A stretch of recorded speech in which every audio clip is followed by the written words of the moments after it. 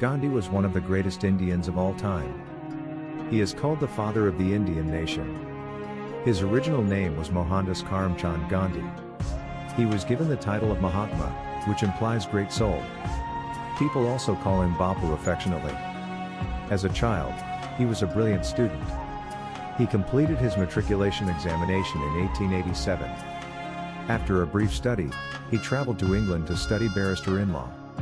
In 1991, he became a barrister and returned back to his home country. He followed the principles of non-violence, truth, and peace throughout his life. He guided his fellow citizens in the struggle for freedom, not by using weapons, but by following ahimsa or non-violence, peace or shanti, and truth or seda. He proved that ahimsa or non-violence is more powerful than the sword. He adopted the principles of satyagraha in the Indian independence movements.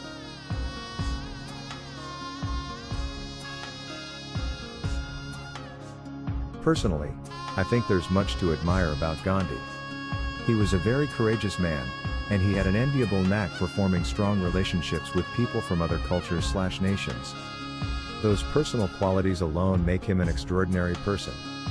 It was Gandhi's understanding of India's stories and traditions, and his attention to the marginalized voices in Africa that helped him gather a movement that drove out the world's most successful empire.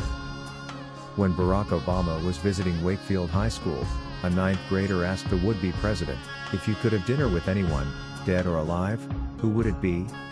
Obama chuckled and answered, well, dead or alive, that's a pretty big list. You know, I think that it might be Gandhi, who is a real hero of mine. Nobel Peace Prize winner and prominent Burmese freedom fighter Aung San Suu Kyi, while addressing students at Columbia University in New York in 2012, said Gandhi had been one of the major influences in her life, and she urged the students to read his works.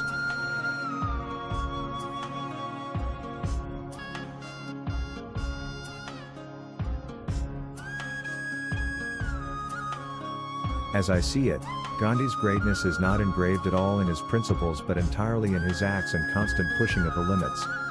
He wasn't a sage, and that's the beauty of it, his pragmatism and sharp mind. He didn't give speeches to the crowd and mobilize them for war, totally the opposite. He sat in the slums and spoke of peace. Made him a lovable character. Be the change you wish to see in the world, he said it, and he followed it. With the stature that came with his name, he could have got personal helicopters if he wished.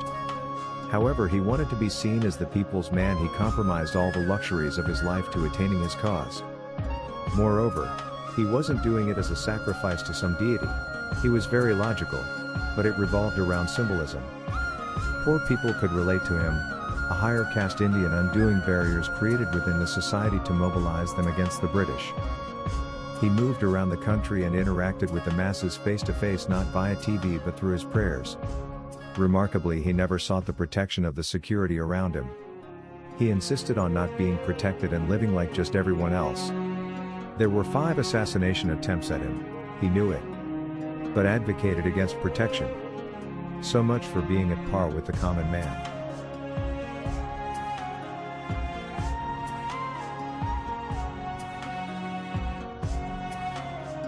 Albert Einstein and Gandhi were big admirers of each other and exchanged letters frequently. Einstein called Gandhi a role model for the generations to come in a letter, writing about him. I believe that Gandhi's views were the most enlightened of all the political men in our time. Former US Vice President and environmentalist Al Gore acknowledged Gandhi's influence on him, especially in his fight against global warming. Mahatma Gandhi's philosophy of satyagraha can be translated to mean truth force. It is this truth force which can help us to fight this battle honestly and with people's participation. Mahatma Gandhi came and stood at the door of India's destitute millions. Who else has so unreservedly accepted the vast masses of the Indian people as his flesh and blood? Truth awakened truth.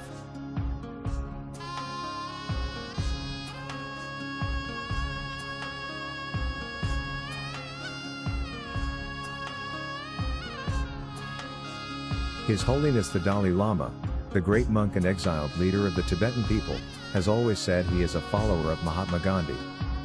Both leaders were representatives of the idea that political change must be secondary to spiritual evolution. I have the greatest admiration for Mahatma Gandhi. He was a great human being with a deep understanding of human nature. His life has inspired me. Christ gave us the goals and Mahatma Gandhi the tactics, said Martin Luther King Jr., the beloved civil rights leader in the United States of America, who adopted nonviolence as the weapon of choice to help millions of African Americans fight for their rights.